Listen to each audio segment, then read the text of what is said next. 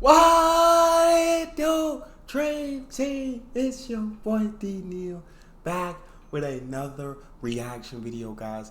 Here we are with 10 things that shock Americans, top culture shocks in England from an American in England, Amanda Ray. Before we dive in, y'all know I need y'all to hit that subscribe button. Ring the notification bell, get a video a thumbs up so it gets suggested. Social media, Patreon, all up top. You ain't subscribed to any of it, put all the links in the description. All you gotta do is hit the link, follow me, talk to me. Shoot, man, I talk back. You guys got a favorite video suggestion? You can subscribe to Patreon or drop it in the comment section. What we got? Let's just say I wasn't fully prepared for my new life in England. I've come across some pretty interesting things since moving here. Talk to me, Amanda.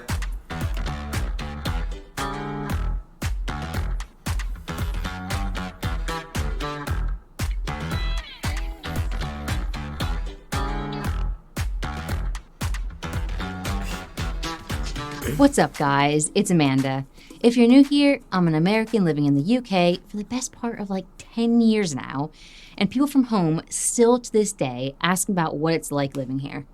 So I thought I'd take the opportunity to share what culture shocks, or I suppose things that are different from my life in the States. Talk to And me. I do want to mention that I'm only speaking from my experience growing up in Pennsylvania, not the whole of the United States, as I'm sure it's probably different all over.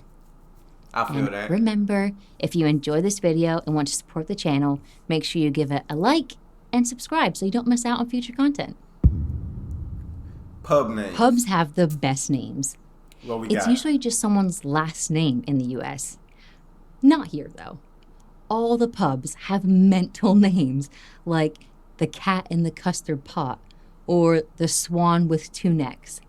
I don't know who comes up with these names. What the but heck? I absolutely love them. I just think it's a lot of fun. And Yeah. let me know, what's your favorite pub name or the craziest one that you've come across? Put it in the comments below. I swear to God, the cat in the custard pot, the swan with two necks. How do y'all talk to me? I need to know in the comment section too. How do y'all come up with these names? Craziest one that you've come across. Put it in the comments below. Roast dinners. I could not believe that families had the equivalent of our Thanksgiving dinner every single Sunday. What That you is a talking about? huge meal to have every single week. Not that I'm complaining, of course, because I absolutely course. love roast dinner. It's one of my favorites. Roast potatoes and Yorkshire puddings. It's delicious. And if you've watched any of my previous videos, you know how much I love traditional British food. That's what y'all eat on Thanksgiving in Pennsylvania, is a roast dinner. I like a good roast dinner, but I ain't never ate it for Thanksgiving. I wouldn't consider that a Thanksgiving food. Okay, keep it going. Previous videos, That's not you what know it's how about. much I love Keep it traditional going. British Roast food. dinners are amazing. They are amazing. I love History. how much history is preserved in the UK. You walk through town and you see beautiful cathedrals and castles that you're able to just That's pop into and incredible. visit when you want. Everywhere you go is just steeped in history. Nothing is torn down to make room for new buildings. It's just awesome. And That is cool. I know it's the norm here, but coming from the US, where it's not as protected and things are usually torn down to put up new buildings, it's just truly amazing to see. That is really cool. I'm I used do love the cathedrals and all of that in Europe, the history. I do love that so freaking much. It's just I truly think it's amazing to incredible. see. Sunday time. I'm used to it now, but this annoyed me when I first moved here because I had never experienced shops closing or closing early just because of the day of the Yeah. week. I was used to shops being open 24/7. Like, literally, if you wanted to go to the store at Literally. like 3 a.m. for milk, you could. Literally. Was it necessary? Meh. But the option was there if you needed it. Facts. Warm eggs. No one refrigerates their eggs. I know a lot of you are probably going to laugh at this, but I remember the first time I went shopping, I was searching for the eggs and I could not find them anywhere. Little did I know, they weren't in the refrigerator aisle. You guys keep them next to the bread and crumpets. Who Yep. knew? Everything in me just wanted to keep them in the fridge because I thought they would go bad in the cupboard. Yeah. So much that I actually had to look it up. And apparently, the UK doesn't use the same sort of like cleaning process as the Yeah. US, and that's why they don't need Clean. to be kept cold here. Yep. I saw the video on that. Definitely different processes.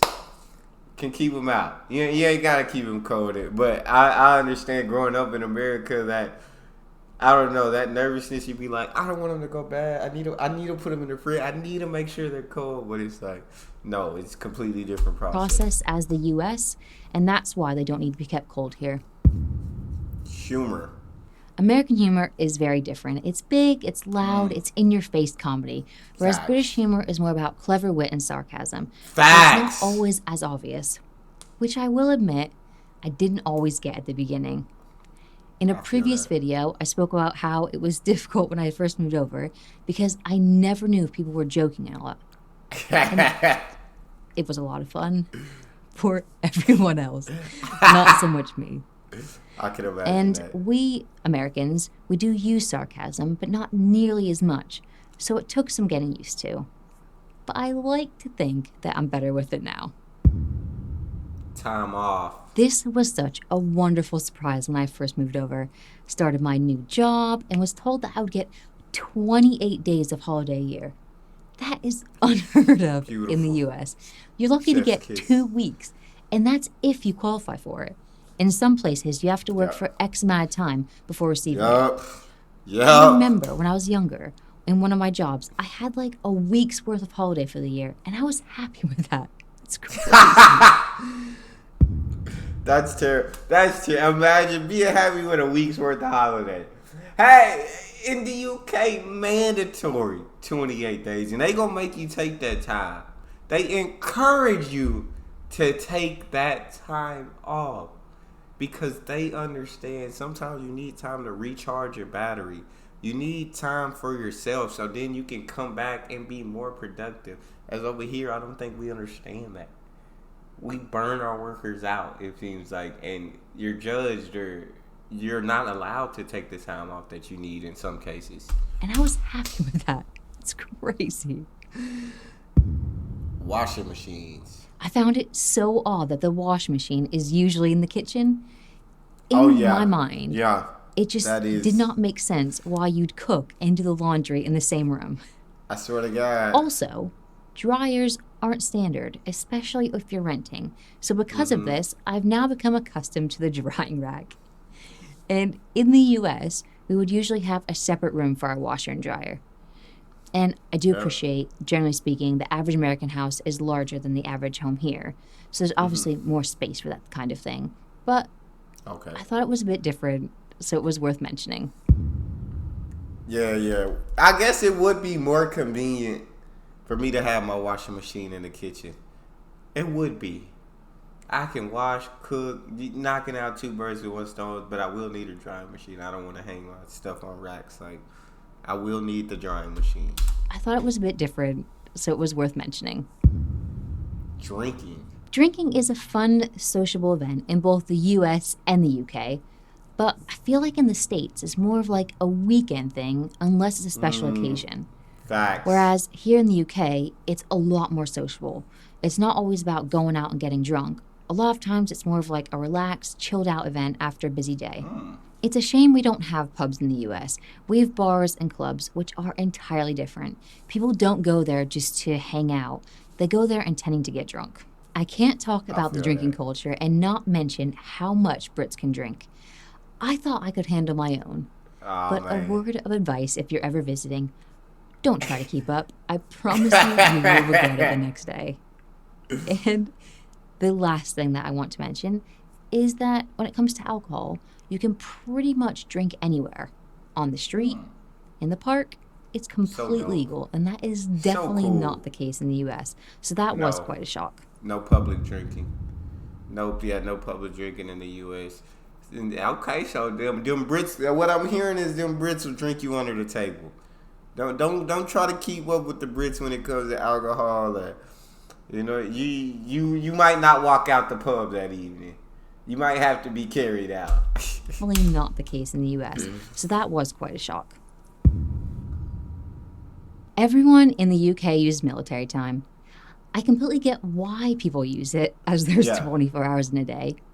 Makes sense. obviously. But to be honest, it drives me crazy, I which can is why imagine. I don't really use it unless I have to. It's just confusing because I had never used military time before.